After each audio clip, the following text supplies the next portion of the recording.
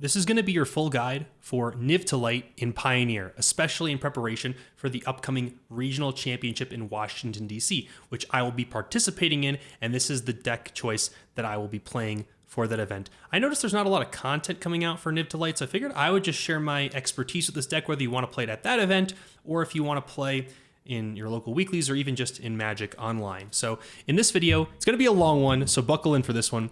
I'm going to go over my history playing this deck, some of my records from this past year, the matchups that we're expecting to face the event, and my personal records against those specific matchups.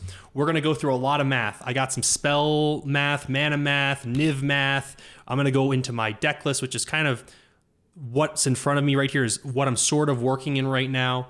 We're going to go into a little bit of the sideboard guide, some of the cards I'm playing versus not playing, and all sorts of different things related to Niv to Light in Pioneer. So buckle up. I first started playing this deck around 2022, and I played it in the 2023 Regional Championship cycle. I didn't qualify for that one, but I did qualify in 2024 for this past season.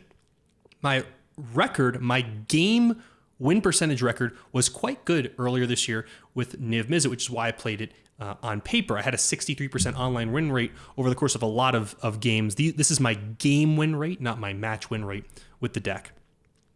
But when I started playing with the deck on paper, I wasn't doing too well earlier this year. I think I won about 4 out of my 10 matches across a couple different events, or out of 9 or whatever it was. I think this is the game win percentage.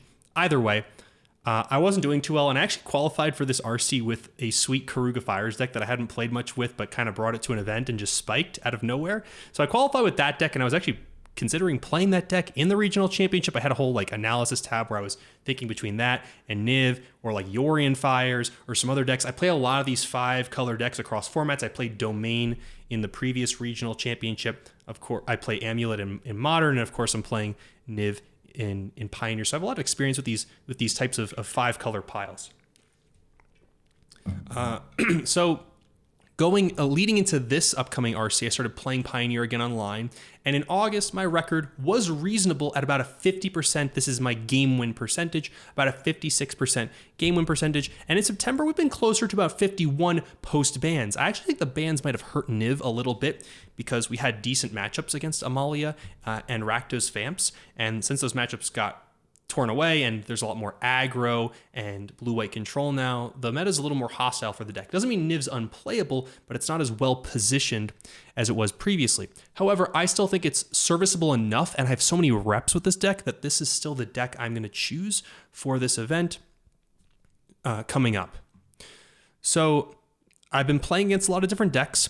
I also want to just show you my matchup percentages against some of the decks to just kind of sway you in one direction or the other if you're considering this deck for the event. I'm not telling you that Niv's going to be the greatest deck ever, because it's certainly not. But the matchups aren't as terrible as some people might think. These are my recent matches against. These are my matches, my match wins and losses against these certain types of decks. So we'll kind of go through them one at a time.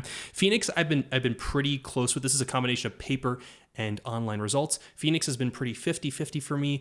I felt more and more comfortable over time against this matchup. It's very close. I think it's a pretty fair matchup. Some people don't like it from the Phoenix perspective. Some people don't like it from the Niv perspective. I'm very on the fence and think a strong Niv player has good chances in this matchup, as I have a pretty reasonable record.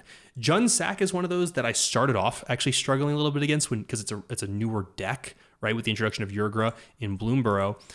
So I struggled a little bit initially, but once I kind of solved what that deck was trying to do and reconfigured my deck to beat it, I started crushing this deck, and now I'm absolutely destroying Jun Sack, and that's one of the reasons I think this is a good choice potentially for me for the event, is because I think I have a good matchup against Jun Sack, which I believe is going to be a popular event.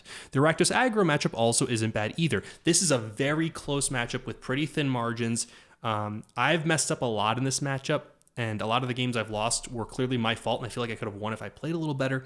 But I think you have a serviceable matchup into Rakdos Aggro, and I feel very well prepared for this matchup. And Rakdos Aggro is a new deck, so I don't know if a lot of the players are going to have a lot of reps against Niv specifically. So I think my preparation against the deck is going to be a lot more than the Rakdos Aggro's preparation for me. So I think that'll give me a little bit of an edge, especially with my list, etc., etc. Blue-white control is our worst matchup out of the top matchups. And although it's bad, it's not unwinnable. And actually, my record is not awful against blue-white, not as much as you might think. I mean, a lot of people are saying like I'll win one match against every like 5 against, or every 6 or 7 against blue-white. I'm 3-5-1, which is a totally reasonable record against a matchup that's supposed to be pretty terrible for Niv, partially because of my list and partially because I have a lot of experience, and it's a matchup that you can win, but it's going to be very challenging. I think it'll be even more challenging at this event with players who are very good at the deck. Blue-white's a pretty challenging deck to play, so it might be even more difficult to get wins. But it's not that bad. And if you wind up getting like a draw against blue-white in a big event like an RC, that's like a huge win for you. You actually want a draw, as weird as that sounds, because the matchup is not great. So these games will go long. Something I'd recommend against blue-white control is, if you like win game 1 somehow and you're like losing game 2 pretty hard, but they're not going to kill you particularly fast. Like don't just resign against blue-white control in these these big tournaments, because getting a draw against them is a totally reasonable strategy. I'm not telling you should slow play, but you should play the game out because a draw is good for you. You want to either win or draw against blue-white because losing is pretty common. So anything that's not a loss I would say is kind of a victory. And then Angels is one of the other decks that's been appearing a lot recently because it has great matchups against Phoenix and against the Rakdos aggro deck. But I feel like we just step on Angels. It just has felt like such an easy matchup. All your 1-for-1 removal is so good. Your sweepers are good. Your life gain is good. They have no counter magic. They have no Thoughtseize. This is just a fantastic matchup. I've been really happy to play against it. It almost feels like a buy. I don't think it's a buy. I think Niv can lose to itself sometimes. They can sometimes have insanely good starts, a lot of collected companies. But for the most part, it feels pretty good. And then these are some of the other decks that there are some other decks I'm expecting to play against, but I just don't have reps against them, right? Like the Boros mid-range deck, I just haven't played against very much. There's a couple others that I haven't seen around a lot, but these are a couple other decks I'm expecting to potentially play against that I have some reps against. My Lotus Field matchup, not that bad. Not that bad. I mean, it's also supposed to be a pretty bad matchup. I don't think Lotus Field is going to be showing up in full force at this event, especially with the amount of aggro, stuff like Boggles and Rakdos aggro and Gruul aggro floating around. I don't expect this deck to be super popular, but I'm prepared to play against Lotus Field. And Open Decklist makes Unmoored Ego a lot better of a card against them. So watch out if you're a Lotus Field player. Rakdos midrange also feels not like a buy, but really favorable for us. It's always been Rakdos flavors of all kind have always been a pretty decent matchup for us. Not Rakdos aggro, but any Rakdos midrange or grindy Rakdos deck is usually pretty good.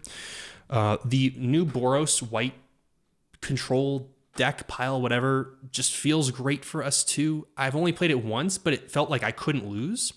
So I don't have a lot of reps against it, but I'm not too concerned about playing against that deck. I think we're just a better control deck. Rakdos Transmog, I actually beat a bunch prior to the bans. I beat a few times, but I only counted my post-ban ones, I think, in this record, and I lost twice against them recently. I think both my losses were 1 and 2. Maybe that's a lie. I don't remember. But they were close games. I think one of the matches, my deck just malfunctioned and I couldn't play. But I don't think it's that bad of a matchup. I do have a couple losses. What I do think is a really bad matchup, though, is Mono Green. Mono Green has felt awful. And it seems like it should be a good matchup for us. Sunfall's a great card against them. We have Vanishing Verse. But somehow this deck just always cooks me. The good news is I don't think this deck is going to be super popular at the event either. It doesn't have a great win rate across some of the stats I've been seeing recently. So I don't think a lot of people are going to bring this deck to the event. But there are ways you can prep for it or tech for it if you want to. I'm not going to be doing any of that. Anyway, so that's some of my experience. That's some of the records I've had against some of these decks so far. Let's get a little bit into like the spell and mana math. There's kind of this unspoken rule or agreement between Niv players where I see a lot of decks playing like the same lands, but I didn't really know the reasoning behind why decks are playing certain lands or why they're not. So I just decided to do my own like complete analysis and breakdown of the amount of color pips in the deck, which lands we're playing, amount of color pips of lands we're playing, and kind of try to solve that puzzle on my own. So I've done a little bit of math here. I've done a little math. You guys like numbers? You're gonna like this. You're gonna like this. Okay.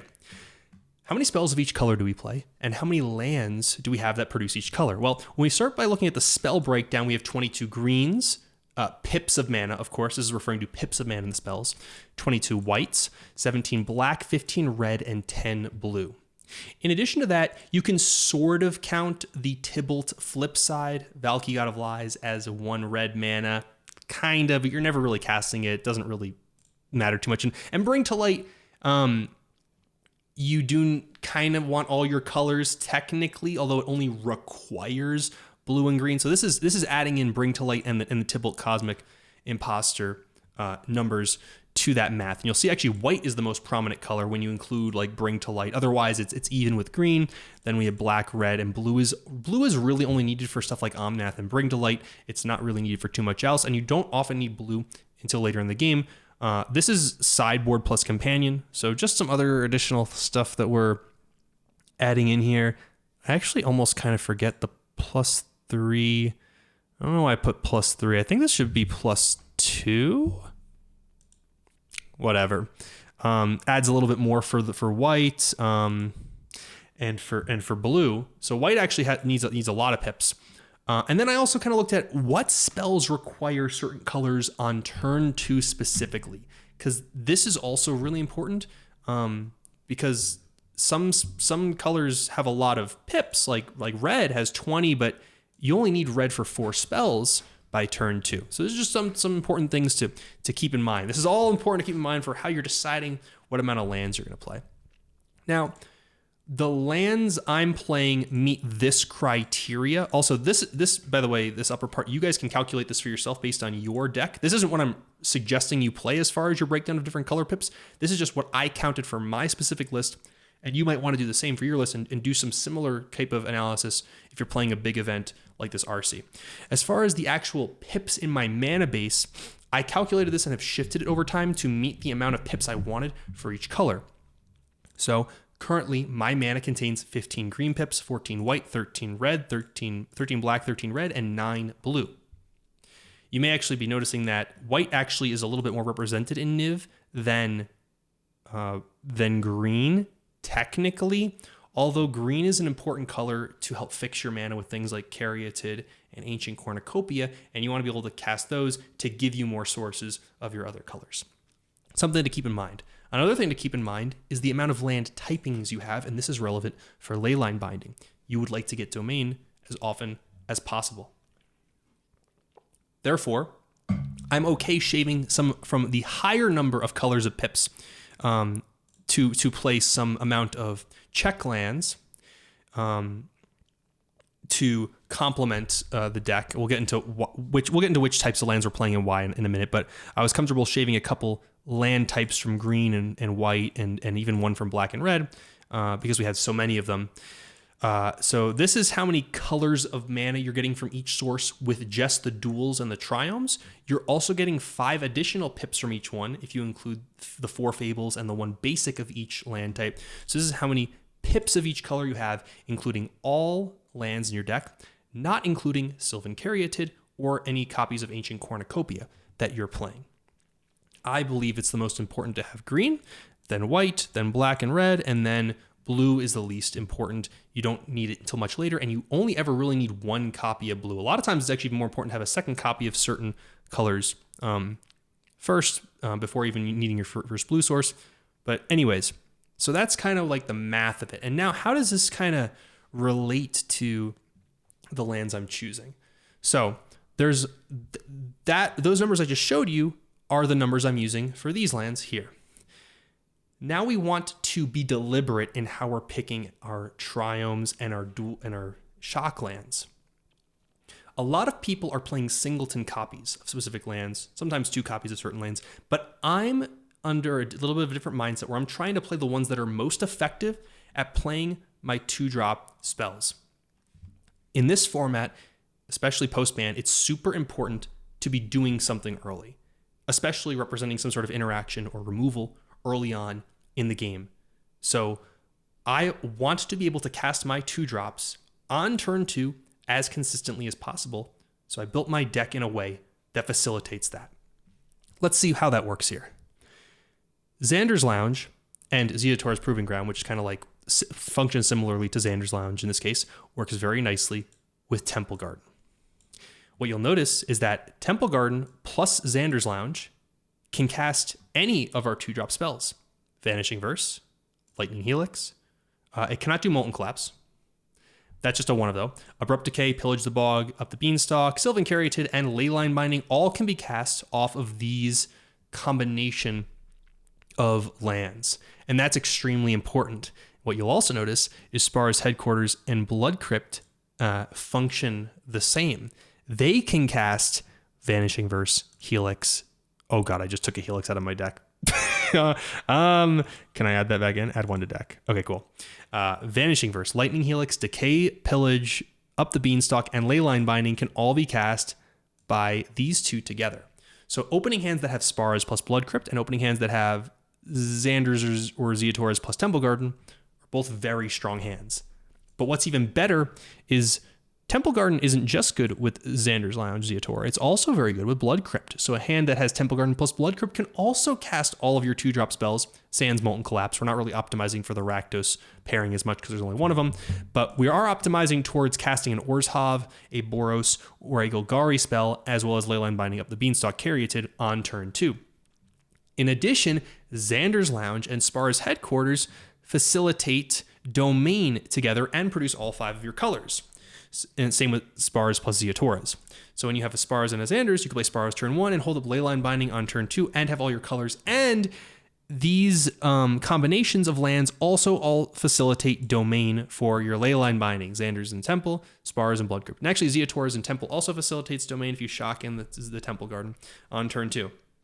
So all of these can also cast Leyline Binding on turn 2. So this is exactly why I'm playing these combinations. I think these specific Triomes and Shocks are the best specifically for this reason, to maximize the consistency at which you can play your spells on turn 2. And that is just so important in the format right now as it stands, with all the aggro, with all the Phoenix, with all the Jund Sacrifice. You just want to interact with so many different things. It's important to have this shell, in my opinion.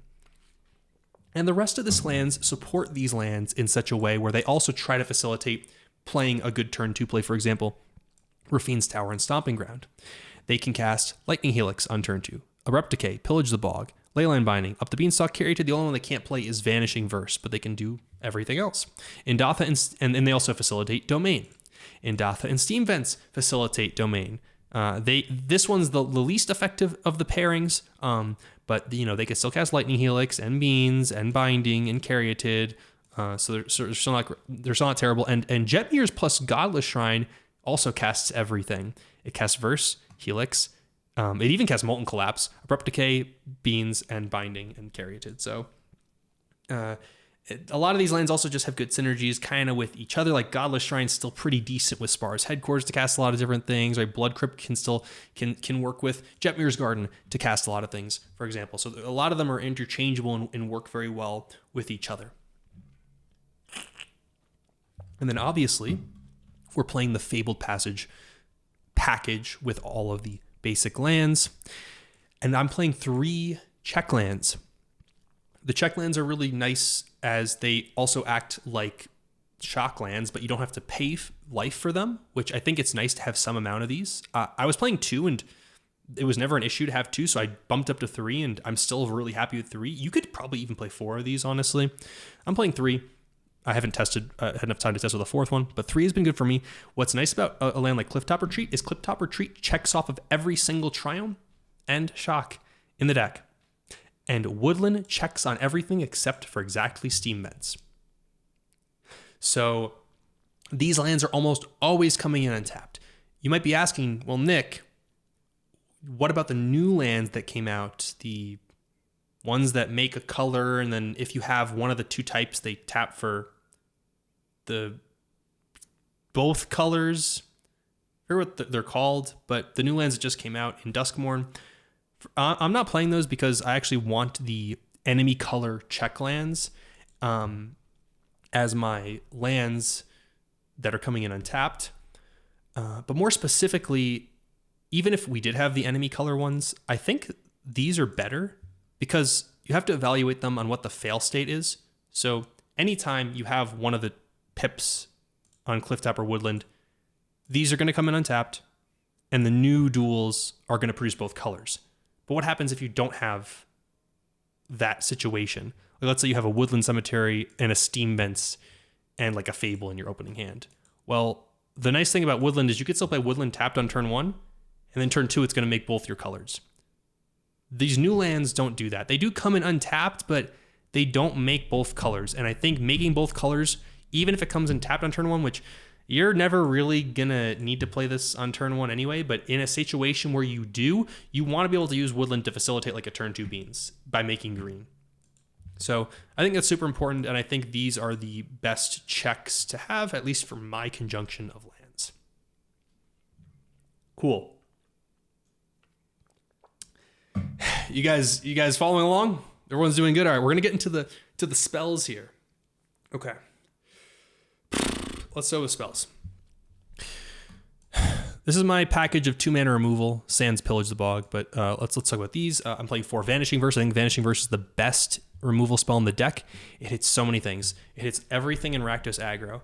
It hits so many things in Jund Sack. It hits the thing they level up. It hits it hits the cat. It hits Ledger Shredder. It hits Arclight Phoenix and exiles it. It hits Profs. It hits everything. It hits Fable the Mirror Breaker. It hits every single permanent in Boros midrange. It hits a lot of things in Rakdos midrange. It hits every single permanent in Selesnya Angels. It hits everything in Nykthos Ramp when they don't have their enchantment in play, the ley line in play. It hits everything in Gruul aggro. The card's just great. I think this card's awesome. It's a hit off Niv, and I think it's really... I just think it's good. Lightning Helix is great against the aggressive matchups. God damn, I got rid of my Helix again. No. Okay. Helix is obviously great in the aggressive matchups. I play a 4th one on the sideboard. Really great against like Rakdos aggro. It can shoot Planeswalkers. It can go to face. It's just been a good card. I like having the 1 unconditional removal spell in Molten Collapse. It's really nice to be able to hit like a Teferi, Hero of Dominaria, in Atraxa Grand Unifier, a Yurgra, just these big things that a lot of your other spells can't hit. It's Molten Collapse is nice, and Molten Collapse can also hit things like small things like a Witch's Oven or the Challenger dude from Rakdos aggro. It doesn't need to hit a big thing. It can hit something a little bit smaller or a random janky non-creature permanent, which is relevant sometimes. So I like that card. I'm playing 2 Abrupt Decay. I think Abrupt Decay is amazing. I want to maximize my answers for like turn 2 Ledger Shredder against Phoenix. It just hits so many things. It hits Mayhem Devil, hits Fable the Mirror Breaker. It hits all those random things in the Boros midrange deck, the Caretaker's talent, all those talents and whatnot. I think it's just a good card. Not being counterable is actually very relevant, and you may actually catch some people who will try to counter this who will forget, because most of the time the text is not relevant, but sometimes it is. And Pillage the Bog just kind of fills in the gaps. It's another way to dig for cards that you want in the longer, grindier matchups. I wind up plotting this about 50% of the time, I would say. The plotting is pretty relevant, especially against Thoughtseize decks, against Counterspell decks, so don't forget about that. Beanstalk is great. This is your most important card against control. I don't think I board out Beanstalk in any matchup. I think it's just such a good and important card. You need... In some ways, you kind of need to grind against every single matchup, even once you've stabilized against the aggressive decks. You need ways to fill up your hand back with action to close the game and to win the game, and Beans is just always going to help you facilitate that. This is my split of Caryatids and Cornucopias. I know most people play 4 Caryatids. Some people play 0 Caryatids. A lot of people play 0 Cornucopias. Some people play 3 Cornucopias. I can't really tell you what the definite right way to play the deck or build the deck is, but I can tell you why I'm choosing to play it this way. Sylvan Caryatid is a 2-drop, and a lot of times, especially in this format, on turn 2, you need to be interacting with your opponent. Against the aggressive decks, the combo decks, the mid-range decks, you need to interact. And it's very rare, even when I have Beanstalk a lot of the time, I'd rather hold up or play a removal or interaction spell with how this format it currently is feeling to me. So there's a lot less instances where I'm feeling comfortable to tap out on turn 2 for a turn 2 play. Caryatid is also not a hit off of Niv, which isn't like the end of the world, but I will get into my Niv math in a second once we get to Niv Mizzet Reborn, which is going to be something important to think about. It's also not the same power level as it used to be. So Sylvan Caryatid historically was really good against stuff like mono white humans that were attacking with like 2/1 creatures, and mono red that was attacking with like little other 2-power creatures. And recently I've noticed there's a lot more creatures with evasion and a lot more creatures with ridiculously high power and combat tricks that Caryatid doesn't facilitate or doesn't act as like a blocker as much as it used to. So it's kind of an 0/3 that, you know, your opponent can't remove it, but it doesn't block a lot of stuff anymore. So it's not as useful in that category. Sylvan Caryatid also gets swept up with all your sweepers, and there's so many matchups where sweepers are important. Clarion, Culling Ritual, these cards like this are big parts of my strategy against a lot of decks. I play 3 sweepers main board. It can cover up Sunfall and Clarion. I also play another Clarion and then a Culling Ritual sideboard, which all hit Caryatid. So when I was playing 4, I was boarding a lot of them out in a lot of matchups, and even when I'm playing 2, I'm boarding the 2 out in a lot of matchups as well. Cornucopia, I do not want to play 4 of, but the effect is powerful enough that I want to play it. And I'm going to give you a little bit of a secret for Cornucopia, where I think people are giving Cornucopia a lot of flack, or I don't even know what the right word is. They're not giving it enough credit because they're playing it as a 3-drop. And you don't play Cornucopia on turn 3. The only time you actually tap out on turn 3 to play Cornucopia is when you can effectively hold up Leyline Binding with the 1 mana that it makes. The way I built this deck is you want to play a tap land on turn 1, an untap land on turn 2, and then usually on turn 2 and turn 3, you play a 2-drop. And then hopefully on turn 4, you have an untap land you can play, and you want to play Ancient Cornucopia on turn 4. You play it on turn 4, holding up 1 mana so that you can hold up your 2 mana interaction spell the same turn that you play it. That's how you play Ancient Cornucopia, and I've had a lot of success in playing with the card that way. You really, even though you want to, you can't take a full turn off to play it. You need to play it and also have something else to do with the mana. And the life gain off Cornucopia is relevant not only against aggro, which by the way, it is phenomenal against aggro. Cornucopia is such a good card against the aggro decks, but the life gain is relevant against Izzet Phoenix. It's relevant against Transmogrify, Rakdos Midrange, Greasefang, the Mirror Match, Enigmatic. You can gain anywhere from 3 to 6 life per turn cycle between both you and your opponent's turns. It just gains you so much life and puts you just out of range of kills and it buys you so many turns to prolong the game. So I've been a big fan of this card. I don't think I really cut this in any matchup other than I might cut it against blue-white control. Caryatids I'm cutting all the time, very aggressively. But Cornucopia is just so good. So I'm a fan of that card. Not everyone is, but that's my 2 cents on it. Leyline Binding, just like one of the glues of the deck with Up the Beanstalk. These 2 cards are fantastic together. Binding hits everything. There's not too much to say about it. It's a 1 mana Oblivion Ring. It blows up anything you want it to, and oftentimes it draws you a card with beans.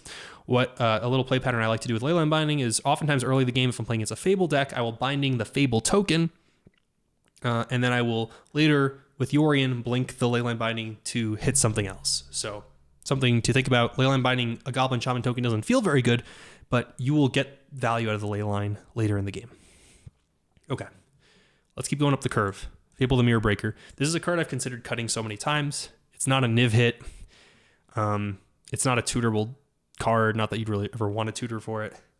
You have to tap out for it, which is kind of tough to do sometimes, but the card's just so good. Every mode about this, the first 2 modes are the most relevant in our deck. The third mode, making a blocker, is kind of nice. Just having a vanilla 2/2 is not terrible. But the Shaman, making the treasure mana and the looting is just so powerful to fix your hand. So this card, even though we don't want it to be, is probably necessary for the deck. K-Command, some people don't play. I still like this card a lot. This card is just so good in the grindy matchups. There's lots of different decks that have artifacts that can hit. At the very least, it can shoot something for 2 as a bad removal spell and make your opponent discard a card. It's pretty much always a 2-for-1. And then it's so important because your deck is so threat light in Niv. You really only have, right, your 3 creatures, 3 big boy dragons, and then you have 4 other creatures lower down on the curve here at 4. You have Valky and you have some Fable tokens. That's pretty much it. So being able to buy back an important creature, a critical creature later in the game, like buying back a Supreme or a Reborn or even just an Omnath is really, really good. Buying back your Valky is also really good. Clarion's a good sweeper for the aggro matchups. This card's great. I like it. I don't tutor for it too much, but it's just nice to have an extra sweeper in the main board. There's a lot of aggro running around right now. Unmoored Ego is super good against Izzet Phoenix to hit Arclight Phoenix. Obviously, it's good against Lotus Field. Even against Azorius Control, naming Teferi Hero of Dominaria is pretty nice. It's good against Greasefang. It's good against... You could play this card against Mono Green, just name Storm the Festival. Like, there's just a lot of good places where it lines up. Beza is really good against aggro. Some people are not playing this card. I think more people than not are playing it now, but I think it's pretty good against the aggro decks. You want to be very careful with how you play your Bezas. Just keep in mind, like, should I play my land before I play Beza? Or will that make it so I have the same amount of lands as my opponent? So, like, right, keep that in the back of your head. Should I intentionally shock myself with a land to make myself 1 point lower than my opponent so I can gain the life off Beza? Should I cast a spell first to have 1 less card in my hand to then play Beza so I can draw a card off of it? So really strategically, when you have Beza like naturally in your hand, think about how you can facilitate it to maximize the value you get off of it. Yasharn is just so good against Jund Sack that I think it's worth playing the one of in the main board. And it's not a bad card in a lot of matchups. In some matchups where it is, you can just loot it away with Fable. But even in the grindier matchups, playing a 4/4, vanilla 4/4 that draws you 2 cards is nuts. It's just really good. Even against Control, just playing a 4/4 drawing 2 cards against Rakdos mid-range. And it's just a 4/4 blocker. It's a big body. Omnath, I'm playing 2. I think I was down to 2 Omnath long before other people were. This card is just sometimes hard to play. It's so good, and it's so good in conjunction with Fable Passage, but it's very difficult to get down sometimes. I've noticed that sometimes I'll have like double, like I'll have Blood Crypt plus like Mountain in play, or some combination of lands where I can't, where I have like too much black, because black is so important for a lot of your early spells that sometimes I prioritize like Fable Passaging in a swamp, or you just can't play it on turn 4. And even when you do, you sometimes can't play a land until turn 5, so you don't gain the life right away. I think it's still a fantastic card. I would never play less than 1, but it's not a Niv hit, and it's okay. It's okay. It's a good card. I cut 1 copy of it in some matchups, but Omnath is if you can play it, that's the critical part. If you can play it, it's really good. And then we get to the 5s. Bring to Light's an obvious inclusion. By turn 5, hopefully you have blue mana to play your Bring to Light. Sometimes you don't, but usually you will. We have 2 sweepers. Some people are only playing 1 sweeper, have cut down to just Sunfall plus like the Clarion. I think Deadly Cover-Up is really important. Super good against Phoenix to eat all the Phoenixes. Super good against the Cat combo to eat all the Cauldron Familiars. You can even just cover up against blue-white control, draw a card with Beanstalk, and eat all their Memory Deluges or Wandering Emperors, or take like an annoying value card out of their deck, and it's or all their No More Lies. Like it's just a card that's very versatile. It's good against Greasefang and Transmog. It's just a good card, and I'm surprised people are cutting it, but I like this card a lot. Valky is an obvious inclusion. It's very powerful. Bring to Light, especially when the board state is kind of even or there's nothing in play. Getting a Planeswalker that draws you 2 cards a turn, it's just better than Big Tef. Like it's just so good. And then the 2 Nivs. Niv Mizzet Reborn is the namesake card of the deck. We'll get to Niv Mizzet Reborn in a second. Niv Mizzet Supreme is super clutch against Izzet Phoenix. I tutor for this card a lot against Phoenix. They have no way to answer it aside from their 1 of Otawara, which they do get sometimes, but sometimes they mill it over. Sometimes they have to play it. It's their only answer for the card. It's literally their only answer. So I like to prioritize getting Niv Supreme against specifically Phoenix if I can. It's has a similar role against a lot of other decks. Like a lot of other decks, like Rakdos midrange, just can't answer your Niv Mizzet Supreme. So it's a great card. And the Reborn. Now, Reborn, the namesake card of the deck. So Reborn, when it enters, reveal the top 10, get a card of each color pair. What I noticed several weeks ago, I don't know if it's the case anymore, but a lot of people in their Niv decks were playing about 17 hits off of Niv, 17 color pairings that are legal choices. To me, that felt a little bit light.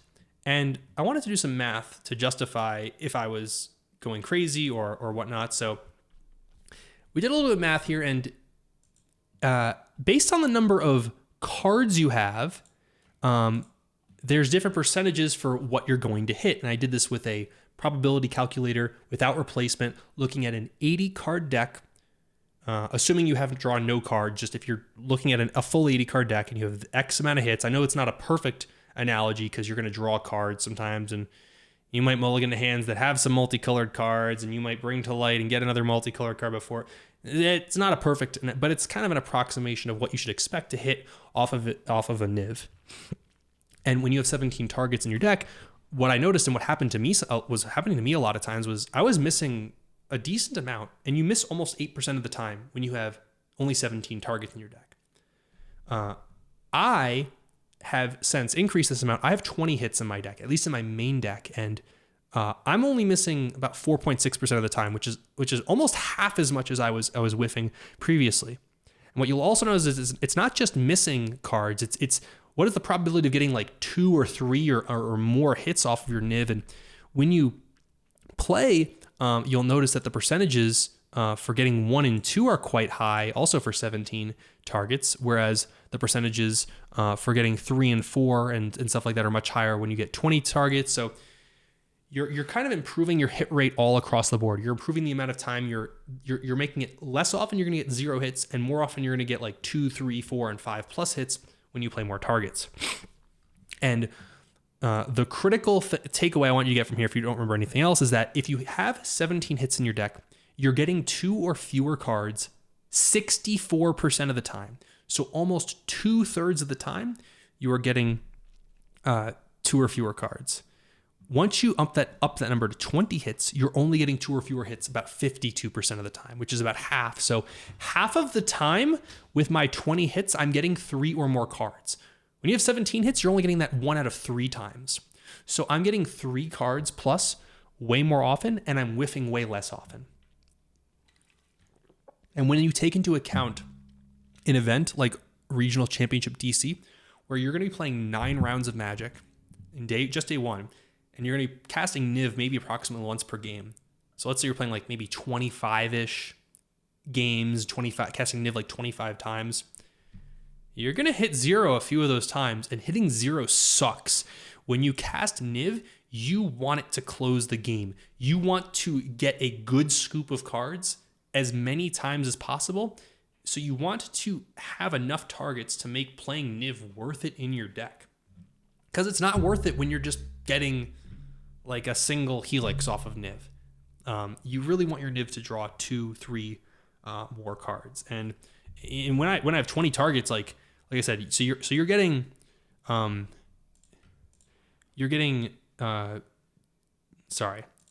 hits, you're getting 2 or fewer cards 52% of the time.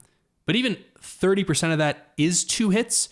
So with 20 hits, you're getting at least 2 cards about 80% of the time, which is super important. You really want to get at least 2 cards off of your Nivs. And you're not doing that a good chunk of the time with only 17 targets. So just keep that in mind. Okay, so that's my rant about Niv math. Let's go back to Magic Online. Next on the agenda is my sideboard. Okay, so I'm going to go over the cards I'm playing in my sideboard, the cards I'm not playing in my sideboard, and then my sideboard guide we'll briefly touch on. I'm not fully sold on all these cards necessarily yet, but I think I'm like 90% confident. Like some things could change, but these 15 that I have here, I have more over on the side that I'm not playing that we're going to talk about quickly, are the ones that I'm playing. Obviously, we have Yorion, and then we have these first 4 cards are kind of my package for aggro, right? And like creature combo and stuff. So Helix, Pest Control, Clarion, Culling Ritual. You'll actually notice I don't have Fatal Pushes, and part of the reason is because I want to maintain a certain amount of multicolored pips for Niv to hit when I cast it. We want it to still be drawing a reasonable amount of cards because you want your Niv Reborn in those matchups to be cast as a big body that they can't attack through, and that can also close out the game once you have these additional pool of spells. Now you may be thinking, Nick, well, Fatal Push isn't a card I want to hit after I cast my Niv. It's a card I want to have on like turn 1 or 2. And to that I say, yes, you're absolutely right. It's actually a better spell by a little bit early on.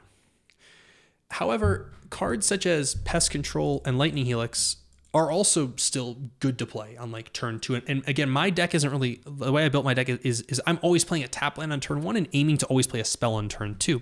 So these other cards that I'm playing, I can still cast on the turns that I want to be playing them. And they're still quite good.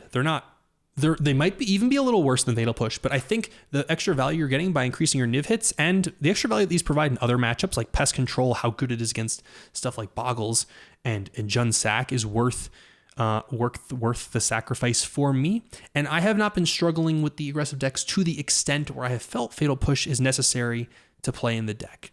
That could be wrong. And most people do play 2 to 4 copies of the card. And I wouldn't blame you if you did. But I'm very comfortable playing the deck this way with this conjunction of multicolored spells. I think the upside of playing them is still worth it. Culling Ritual is obviously great against the Jund piles. Culling Ritual is also really good against other random stuff like Is It in Soul? You could even put this in against Angels. I Bring It In, I think, is another sweeper to hit all their 2-drops. There's a lot of things that are just playing, decks that are playing like random game objects that you could hit. I've experimented sometimes even with bringing this in against Phoenix if I have a card that I don't like as much because it hits Shredder, the Fairy, Profs, Young Peasy, Goblin Shaman tokens, like all that miscellaneous junk. So it's just a very flexible card you can bring in a lot of situations, which I like. Clarion's obviously great. All these are just really good against aggro. Okay. Dovin's Veto. Let's go. My counterspell package is Mystical Dispute and Dovin's Veto. Dovin's Veto, I actually just really like against control. Just great. You just want to have something that hard counters Teferi, Hero of Dominaria. That's really the card you need to be countering with this card. But it's also good against other big mana decks. It's good against Enigmatic Incarnation to counter Enigmatic Incarnation because that's like a haymaker card against you and you can't really remove it very easily once it's in play. It's very good against the Niv Mizzet Mirror. You could play this against those Boros midrange decks to counter stuff like Sunfall. Any deck that's playing big spells, you bring this in. I've experimented bringing Veto in against Phoenix. I'm not sure how I feel about it yet. I only tried it once, but I didn't draw the card, so I don't know if it's good or not. I had some things I was willing to take out that I didn't think were that great against Phoenix to try it, but I never drew it, so I'm not sure if it's good yet. And Mystical Dispute is just good against any blue deck. Mystical Dispute I bring in against... Oh, Dovin's Veto is also amazing against Lotus Field, obviously. Dispute I bring in against blue-white. Phoenix I bring it in against Lotus Field, not because it's that great, but because I have so many dead cards in the deck, you want to bring it in. And it's also good against other blue decks, like Spirits. Just having a 1-mana counterspell for their Spell Queller is pretty good to almost like protect your own spells. And just any of these other like blue Yorion decks or Enigmatic, you can bring in Mystical Dispute. Is It in Soul, 5-color midrange, that type of thing. Bant Spirits. Okay, and then Go Blank. Okay. Now, interestingly, what you'll notice is Go Blank, I have a lot to say about this card. Go Blank is a card that it's not a Niv Mizzet hit, not a multicolored card. It's a sorcery, not an instant. And I don't play any other really graveyard hate other than the one Rest in Peace. Some people are playing things like Ashiok, and some people are playing other cards for the matchups where you want Go Blank, like Kembal. I'll talk about that in a little bit, but my answer is Go Blank, and I think Go Blank is really good against a lot of the meta right now. In fact, I think this is one of the best sideboard cards in the... Hot take! One of the best sideboard cards in the meta right now. Excuse me. It's fantastic against Phoenix, Jund Sacrifice, Azorius Control, Lotus Field, Boros Midrange, Mono Green, Abzan Greasefang. So many decks.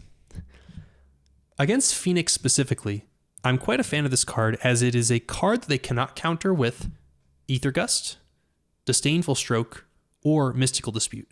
They can really only counter this card with Spell Pierce and Negate. And sometimes even against Phoenix, if I can afford to, I'll wait till turn 5 to play this, so they cannot counter it with anything except for exactly Negate. I think this card's pretty good against Phoenix. This card has also helped me get a slightly better record against decks like Blue-White Control. Not because it always resolves, but because they have to spend like a Dovin's Veto on it a lot of the time. And then they're not vetoing something I cast later, like a Fable or something else that's going to further my game plan, right? And it's also just good against Jund Sac.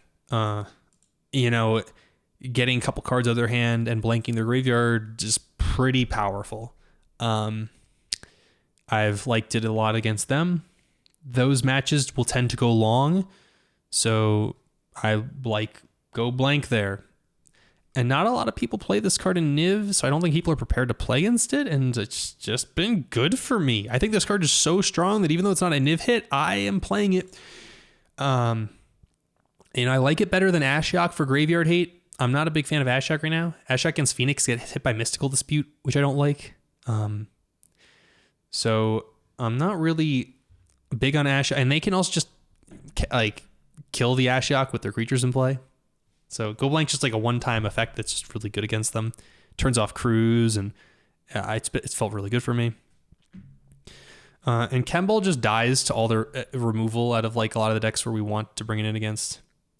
Funny story, I had a matchup against Lotus Field where there was a while back I was playing Kembal in the main deck because I wasn't sure what to put in that slot, so I was playing a Kembal, and turn 3 I Unmoored Ego. I think turn 3 I Kemballed, and turn 4 I Unmoored Ego my Lotus Field opponent, and they still won the game. And I was like, this Kembal card is so bad. Like I am still losing to the deck it's supposed to be like one of the decks supposed to be a hammer against. It was just so bad for me. And every time I used to play it against Phoenix, they would just kill it like right immediately. So it drained them for 2, and that was all it did. So Kembal was never very good for me. So this is my graveyard package. It's Go Blank plus the 1 Rest in Peace. Rest in Peace is an amazing hammer. I'm only playing 1 because it's pretty narrow, more narrow than Go Blank, where the discarding portion of Go Blank is a lot more relevant.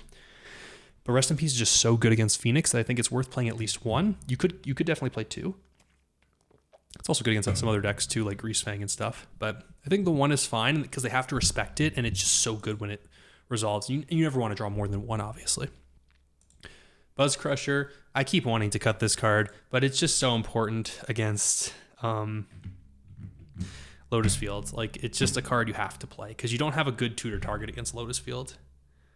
The best thing you can do is ego them, but most of the time they can still beat you when you ego them because you can only take one thing out of their deck. So I think Buzz Crusher is a necessary evil. And you can also bring it in against some other decks, like the Boros Midrange deck has a lot of important utility lands, and it's just another threat you can put in play. Against Control, I bring it in too, just because I have so many dead cards that having another threat is good. So I don't dislike having it. And then Elish Norn. I'm not sure if I really want this card, but it helps with like a lot of matchups that just feel unbeatable, like mono green. When you can get Elish Norn in play, it's just a huge game against them, turning off all their creatures. Against like the Scape Shift piles, it just hoses them too because their lands just don't do anything when they come into play. Just pretty hilarious. All their creatures don't do anything either. So it's good against that. Mono green. You could bring it in against Boros Convoke once you stabilize, because then none of the ETBs do anything and they can't do any tricky hasty stuff against you. It can come in against Angels. It shuts off all their ETBs. I don't even bring it in against Jund Sack. I don't know if it's actually a good enough card, but you know where it is really good? It's good against Enigmatic and the Niv Mirror. So there are a number of matches to bring it in against. So I kind of like it. I'm still iffy on it, but that's a card that's close to being cut. And same with Thought Distortion. I needed another card for blue-white control. And you could play Chandra's Awakened Inferno, which I also have here, but Chandra's Awakened Inferno really only does anything against blue-white control, and Thought Distortion also has applicability, is that a word, against Lotus Field. And it's a haymaker against Lotus Field. The card's sick. So the fact that it's good against both Lotus Field and blue-white control, I put it in as another card I can use for those matchups. It's just so good against both of them. So I'm playing one that you can hope to draw once you get 6 mana. Oh, my voice is getting tired. So we're going to try to wrap this up soon. Last few things. I think we've gotten to most of the stuff we want to talk about. Some cards I'm not playing. I put a few of them here. Fatal Push. Kind of talked about this already. I just want more multicolored options, but I don't blame you if you want to play Fatal Push. Same with Thoughtseize. Thoughtseize, and same reason why I would actually play something like Thought Erasure or Soul Search over Thoughtseize, because it's hittable off Niv, and you want your Niv to draw cards, especially in the decks. Against the decks that you want Thoughtseize are probably decks that you want your Niv to be drawing cards, like against Control. You want your Niv to hit lots of things, so you want it to hit your Thoughtseize, but I just think Go Blank is better. I'd rather just hit more cards and have a bigger hammer than what Thoughtseize is doing. But Thoughtseize is fine. Campbell just gets removed. I don't think this card's very good. I'm very anti-Campbell, and I'm a bit anti-Ashok. I think Ashok was better when Amalia was in the format, and now it's just not as good. It's okay. It's not as bad as Campbell. Campbell I don't like at all. Ashok's okay. I could see running one Ashok, but I'm not personally playing it. Oh god, I just took out my Notion Thief, but there was a Notion Thief there. You guys saw it. Notion Thief is actually really good against Phoenix if you can land it, and I've actually considered putting a Notion Thief in. I've played with it in the past in my sideboard, but it's one of those cards where it reminds me kind of Arasta when I was playing the Fires deck, or like Mono Green, because I played those decks for a little bit. When I was playing Arasta, if Phoenix doesn't answer it, it just destroys them. Like you're just gonna make 5 1/2s, and they just can never beat through your army of chump blockers before you kill them. But if they have the answer for it, it just feels like you wasted your mana and did nothing. So if you play Notion Thief in response to their Treasure Cruise, and they just go, okay, Lightning Axe that, discard a Phoenix, it feels like you just wasted 4 mana to do nothing.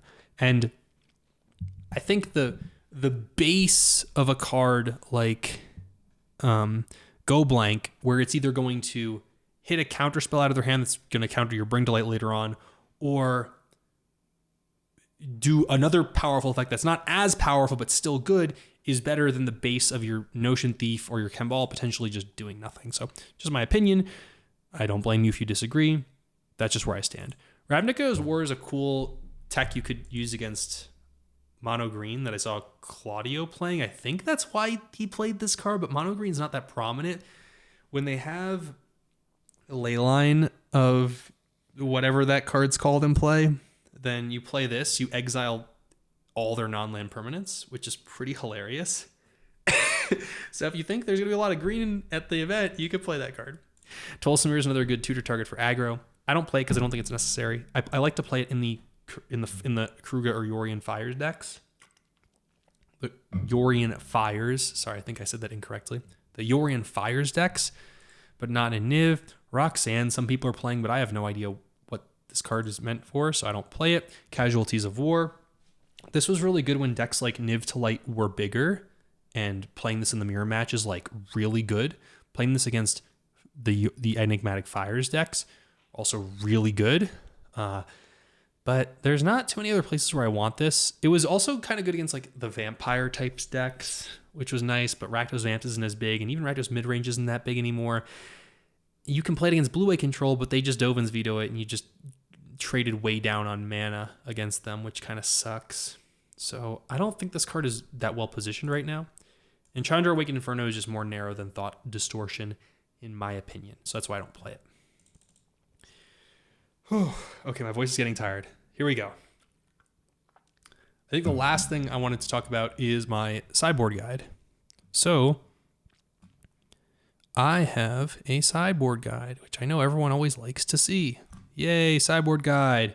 Okay, you don't have to go crazy taking screenshots of this or anything, because I'm gonna like share a link to this in the video description for you guys to click on. And while you're down there in the video description, make sure you click that like button right above it if you actually enjoyed watching this video, because it helps me and I really appreciate it. If you like Magic content, make sure you click that subscribe button, because that would be amazing too. I know I haven't posted a lot recently, but I'm hoping to get back in the habit of posting a lot more. And there's other Magic videos I have if you guys like Magic or whatever other stuff you like watching. Anyhow, this is my sideboard guide. I tried to color code decks based on if I felt they were good or bad matchups. Blue means that I believe it's within plus or minus 5% of being an even matchup. Green means I think it's more than plus 5% in our favor, and purple means it's like less than 5% in our favor, like it's pretty bad.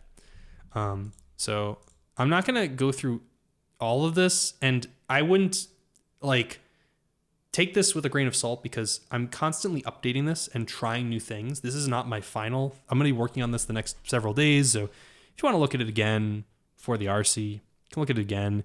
Yours is going to be different because you're going to have a different deck list than me, because everyone wants to play different cards, which I don't blame you. So just like use this as a general idea of like, oh, like this is his game plan for this matchup, and this is what he's bringing in, versus maybe I should consider bringing that or taking that card out because I didn't think about that card might not be as good as I thought it was against a certain matchup. Phoenix, decks like Phoenix and Rakdos Aggro I think are pretty close. I think that Phoenix is very, very slightly favored against Niv, personally. I think it's like maybe 52% or something. Like I think it's a little bit better, but I think it's marginally similar. And I feel very well prepared for this matchup based on what I've been practicing.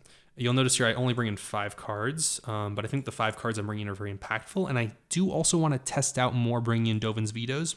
So like this is a card that I could see like 0, 0 or 2. Like I have to come back to this and revisit it. I haven't spent as much time on this in the past few days. So I think the Phoenix matchup is pretty close. I think Rakdos is pretty close as well. Notice I'm bringing in, of course, all of the cards I designated for aggro against a lot of these aggro matchups, against Selesnya Angels, against Gruul aggro, against Boros Convoke. I'm bringing in a lot of these same 4 cards against a lot of those decks.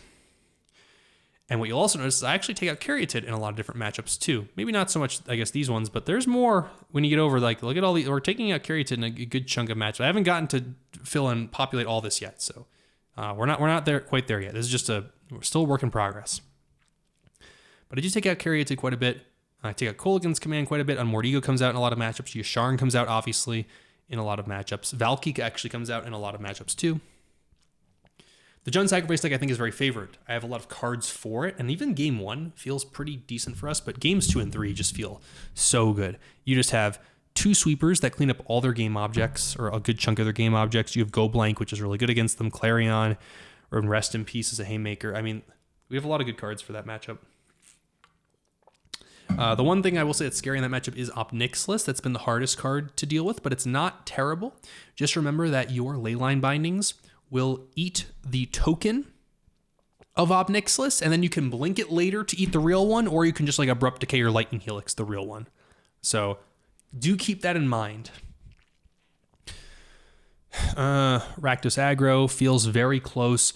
The big takeaway for this matchup is to just keep up your mana if you can afford to. Sometimes you can't, and you have to tap out when you have 5 mana to play like a Bring to Light. If you've like a bunch of cards in hand and there's no good interaction, let's say you have a Fable and a Bring to Light and like 2 lands and it's turn 4 and you have nothing else, you got to go for your Bring to Light, obviously. But a lot of times if you have interaction, you want to keep it up if you can. So you really have to assess it. How likely is my opponent going to kill me when I tap out? Because Rakdos aggro can just deal you 15, 20 damage out of nowhere if you don't have a blocker and you tap out. So you have to be very careful against that deck. Azorius control pretty kind of sucks, but the good news I will say is that probably at most Azorius control will make up like 10% of the meta. Might not even be that much. And at that rate, you might see it once in day one. Hopefully. We're hoping to see it none, if we're being honest, but hoping to see it none. And we have 9 cards to bring in. And Azorius control is unfavored if they are built in such a way to defeat you. Like if they have 4 copies of Dovin's Veto main board, you're going to have a tough time. If they have like a bazillion Sunfalls, you're going to have a tough time. Now, if they're more on like the High Noon, Temp Lockdown package, then like, okay, we could try to cook a little. And good news is post-sideboard, we have a lot of cards for them. Only really because we have a lot of dead cards in game 1. So, you don't really need to bring in Elish Norn, but Elish Norn's better than like a freaking Sylvan Caryatid. You know what I'm saying? Like, or a Deafening Clarion. So these cards aren't meant for this matchup, but they're just other cards that you can bring in that are nice. And actually, Elish Norn having Vigilance is super relevant. That came up a lot when I used to play Domain in Standard because the Wandering Emperor is a big removal spell for them. And they take out some of their sweepers because you're not usually committing too many things to the board at once. So Elish Norn is actually not as bad as you would think. Just being a 4-power Vigilance creature is decent. Selesnya Angels not only is a good matchup, but I think it's a phenomenal matchup. You don't need too many cards for it, and I've 4-0 in matches against this deck. I think it's great. Gruul aggro I think is bad, but I only think it's bad if they're playing like the Coyote Bushwhacker version. Is that what the card's called? Reckless. You guys know what I'm talking about. The Wily Coyote version that plays a bunch of 2-drops with Burning Tree Emissary, and then they give them all haste and they attack you and kill you, like the Atarka fast version. If they're playing like the Slick Shot with some pump spells and Seek the Beast and a little bit slower, and that is not a terrible. That's like fit closer to 50-50, I think. So keep that in mind. There's different flavors. Rakdos mid-range has always been a great matchup, so I put that in green. Simic Lotus Field's a bad matchup, but it's felt not as bad as I expected it to be initially, especially with my list with all the Go Blanks. Go Blank is a really good card against Lotus Field. So I've been really happy. I still don't think it's a good matchup, but I'm feeling more comfortable than historically.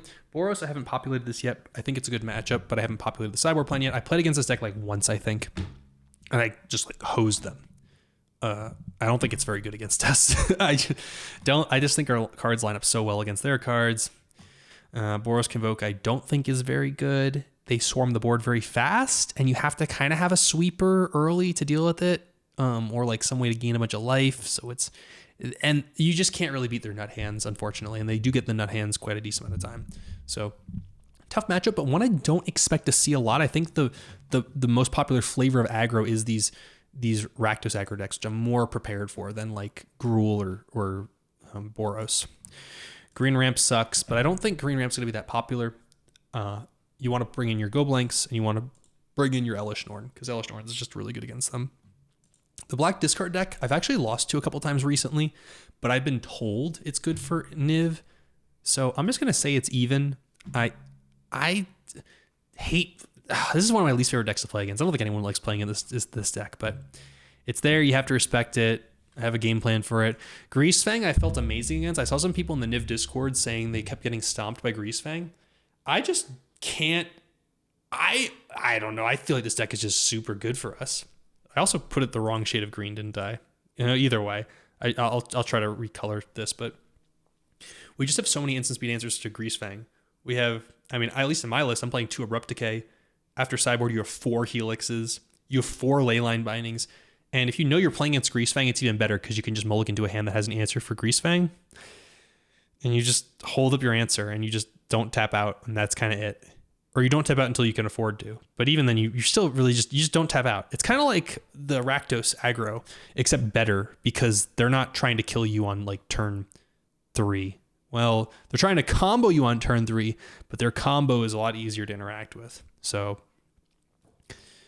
yeah, I've been really happy with the Abzan Greasefang matchup. Just don't tap out against them and keep a removal spell. 5-color Niv-to-Light is just a mirror match, and then there's some other ones I haven't really assessed yet. But just my basic thoughts on some of these. I think a Spirits is a decent matchup.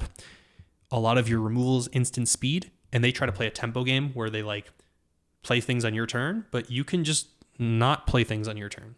You can just wait till their turn, and I'll just play this game with them where they'll play a land and pass, then I'll play a land and pass, they'll play a land and pass, and like gets like turn 3, turn 4. I have like a Fable in hand or a Beans, but I won't play it until I can play around like Make Disappear Queller, and I'll just wait until I have like 7 or 8 mana and start deploying like these 2 or 3 mana things, and they don't know whether to tap out or not. It's been to kid you not, I played one game against Azorius Spirits a few days ago, and I played no spells. I played 7 or 8 land drops in a row, and they had like I think 4 or 5 lands, and I just kept hitting my land drops. I just kept drawing my lands. I might have played 1 Beans or something, but I kept playing lands, and all I was doing was playing land drop and passing. And once they got to 4 or 5 lands, they just literally conceded. They just didn't want to tap to play something, and I had so much gas in my hand, and they couldn't do anything. I don't know if that was just a one-time thing, but it was pretty funny, and that's kind of been my experience with blue-white. It's not that exactly, but just not committing to things during my turn, just waiting for them to play a creature and then killing it. And you kind of have to stress their mana. So you have to wait until they tap low to interact with things. And if they have that dude that can protect them, then you have to like interact with something else again. Or like during their end step, you should try to kill some things and then try to get a sweeper in. Their Quellers can't hit your sweepers. You have Mystical Dispute against, like, you have some good tools. You have a lot of instant speed removal. White Humans has been tough. I don't know if this one's good. Thalia is a really good card. Making your stuff cost 3 just kind of nullifies my entire strategy of playing a 2-drop on turn 2. So this deck kind of can be scary. And this is actually a matchup where Fatal Push does shine. And if I was trying to be a Fatal Push gamer, I would run Fatal Push more if Humans was a bigger deck, because Thalia is just such a powerhouse here, especially against Bring to Light. Making your stuff cost a lot. Yeah, I don't need to get into too many other ones. Izzet and Soul, I don't have enough experience against to know. Mono Red I haven't played in ages, but I remember it used to be pretty good. They have this new card, the new 3-drop, that when it gets dealt damage, you can't gain life. That could be tough for us to beat, but I don't think people are playing Mono Red aggro. Enigmatic, I've been happy playing against Enigmatic. I think we're the better control deck. Selesnya Company sucks. Gosh, I really hope I don't play against this deck. This deck felt miserable to play against. This is the best. I hope if people are playing Selesnya, they're playing Selesnya Angels. That seems to be the popular choice for a Selesnya gamer. But God, this Selesnya Company deck with like all the disruption, and they play the Avid Interrupter and the Elite Spellbinder. Oh, this deck is I played against it I think twice now, and I lost brutally both times. Yeah. Okay. I probably missed some things, but that's, I think, the majority of what I wanted to talk about. If you have any questions for me, if anyone has anything else they think was wrong, or they have additional context on or thoughts about, I don't know, or you just want to call me out on anything I said that you think is incorrect, then just do it in the comments, and I'm happy to discuss. I'm in the Niv Discord as like Nick Daru, I think is just my name, which is my YouTube name, my name most places. But you can also find me on Twitter. There'll be a link below. You can also find my own Discord. I think there'll be a link below. I don't know. I'm gonna put stuff in the description. I'm gonna try and publish this right away. I'm not gonna like edit this or anything. I'm just gonna publish this for you guys to get this out there. So if you stuck around for this whole thing, thank you, and comment. Gosh, what should we have people comment down below? Comment Jetmir's Garden if you watch the entire video, and we'll know that you were here until the end. Make sure you subscribe. I appreciate it. We'll have more Magic videos. And if you see me at the RC, come say hi. I'm a nice person. I'm friendly. If you see me playing Niv against some poor soul, take it easy, guys, and enjoy the rest of your day. Good luck at the RC.